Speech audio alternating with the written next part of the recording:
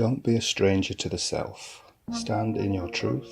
Learn more about who you are, who you really are, not who people want you to believe that you are, not who those in your immediate circumstances are projecting on you, not who the manipulators want you to be, but who you are. Nobody's perfect, and in particular sociopaths and psychopaths that trying to destroy the lives of innocent members of the public certainly are not. In that case, then we have something in common, because I'm not perfect either. I can recognise that immediately in myself, and I know my own faults and flaws. Like most of us are, we kind of tend to look at those in order to grow and become better people. And that's really, one of the core aspects of human psychology.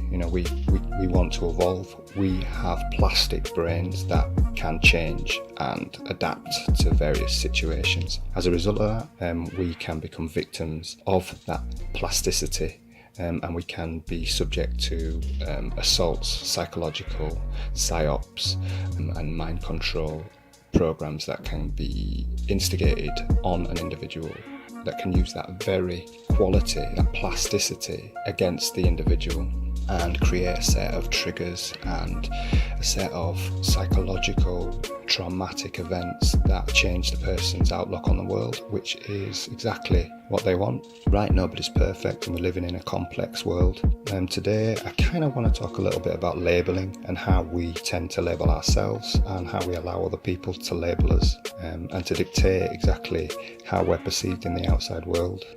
Society essentially becomes a kind of double-edged sword. It is, in effect, the oppressor of the individual, but at the same time, we then, as a result, tend to continue this self-policing due to experiences and fear and being triggered in a number of different situations, and not everybody is aware of this fascistic movement that's sweeping the globe.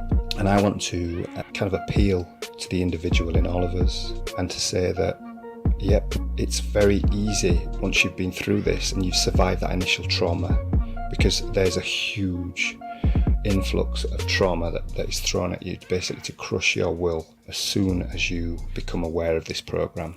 And everyone does become aware of it eventually, but there's a huge period of time before you become aware of it where your life starts to be disintegrated in advance, and the awareness of this process is kind of like a bit of an end game in some respects. But what it does do as a byproduct, a positive byproduct, and there are not many that can be teased out of this whole situation, but one of them is that you get to a stage where actually you stop giving a shit about what other people think of you, and you're empowered to become your own person. There is a moment at which you actually realise yourself, the self within, and it's difficult to hold on to it, and it comes and it goes, it glimmers in and it fades out really quickly. There is something that is ignited inside of you, and it is irrespective of anyone's opinion of you. It's irrespective of how you even see yourself to some extent, because you have survived something incredible. And so the strength that is derived from that cannot be taken from you.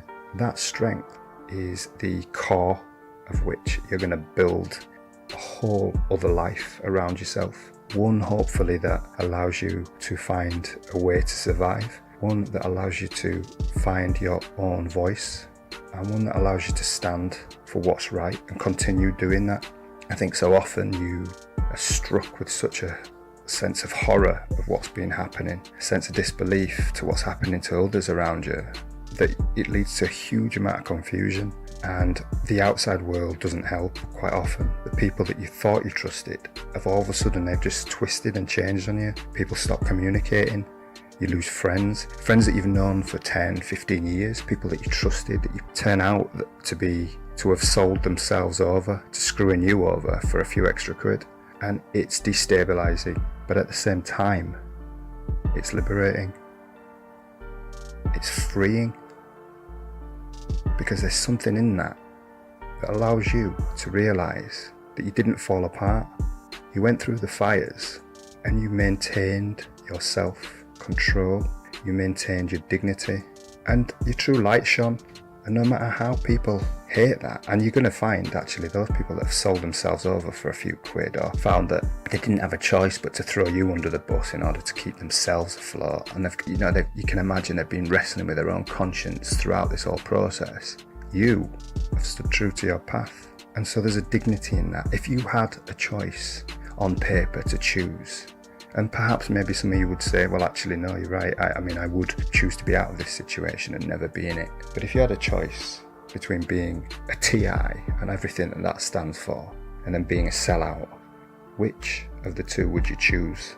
And it's asking yourself these questions and where you stand in this battle of good against evil, truth against lies, light against dark. The dualities are ever present, and it's looking at yourself and where you stand in that whole process. But the key is not to overly identify with this label of being a TI as well.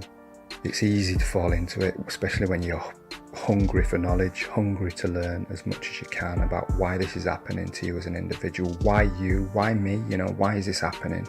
Why have these disgusting parasites latched onto me? Who am I? I'm nobody special, you'll say to yourself quite often. I don't deserve this. And you cannot help but ask yourself that same question. Why me? Why the fuck am I in this situation?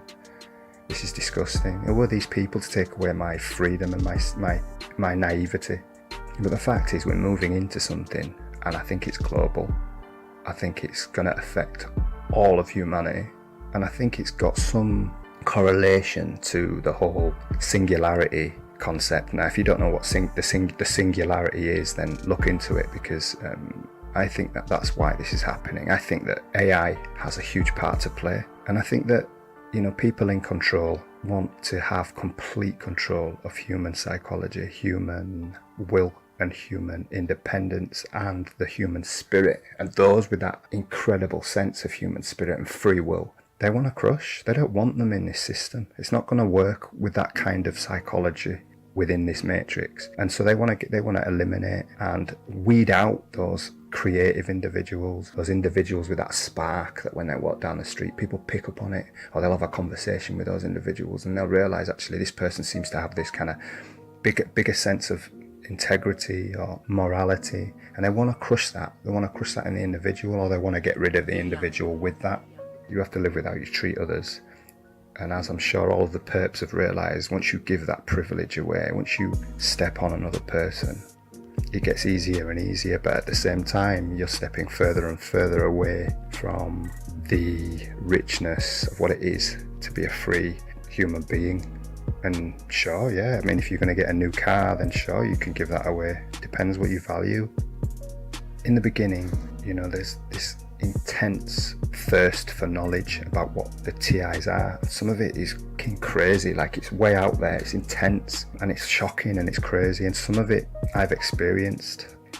These things are definitely present, and there's many different theories. People talk about chips, people talk about satellites, people talk about mind control, MK Ultra. I talk about all of these things as well at the same time, but even though your life has been affected in a way that you're probably never going to live the same life that you were living before this happened, you've got to come back to the self. The power is in the individual, it's within the self, it's within what you love doing, it's within finding truth. But we are at war here, and so you have to then be aware of the fact that your life, all those simplicities that you enjoyed, that those moments of being asleep on yourself, being able to trust people and instinctively, or being around people, this person's a nice person, I can trust them, or this situation's this. You have to start living strategically. And that's difficult for anybody, because it's painful and it's uncomfortable, because you want to be carefree. You want to be naive again. You want to be in that bubble where you feel warm and safe and stupid. But we're not. But out of that, we're going to meet other people like ourselves, other aspiring, ascending individuals. It seems as though the odds are against us. The technology is unquestionable, and we know so little about this whole drive. We are against doctors, solicitors, scientists, educators. The whole system seems to be hell-bent on destroying itself, because that's what's happening. We destroy humanity. We become whatever they want us to become, and we are moulded. And that is what they want. Anyone who invests in the system finds themselves ultimately having to face that reality. All we're grieving is naivety. Love is the key. Love yourself. Protect yourself. Start to align yourself with the things that matter. Start to identify what they are. Because as the outside world gets crazier and crazier, huge amounts of resources are expended to pull you from your centre, pull you down. It's going to get more and more challenging to stay centred. But if you really try, you can come back to you, and you can find people like you in this whole crazy situation. And then that's when the building starts, that's when the healing begins. We are lucky to still have the internet, despite the fact that it's full of shills and liars and disinformation. And that brings me to a short example actually. The other day I created a video, you'll find it just next to the others. It's called The Undesirables, and it's a short documentary, so check it out if you haven't. But I created that, and then I went onto one of the one of the many targeted individual Facebook groups, and I posted it, and it was immediately copied as someone else's work. But there are good people out there. And there are people that can see through the bullshit, people that have been through similar experiences and that know what's going on. Anyway, I noticed Shane Gibbs had left a comment on the channel that had stolen my creative work. And he says, this is one of the, it's a fantastic documentary, really enjoying it, it's really good. And I left a comment on his comment saying, oh, thanks, glad you liked it. I made it. It was stolen from me by this channel. But, it is what it is as long as it gets out there kind of thing. Now, if you don't know who Shane Gibbs is, he's a British targeted individual. I think it's every week he posts. Dr. Catherine Horton is another channel. There are instances of people identifying, who and what is genuine, what is real. So stay genuine, stay real. Let the fakes fall by the wayside. Enjoy life in any way you can. Bless. Peace.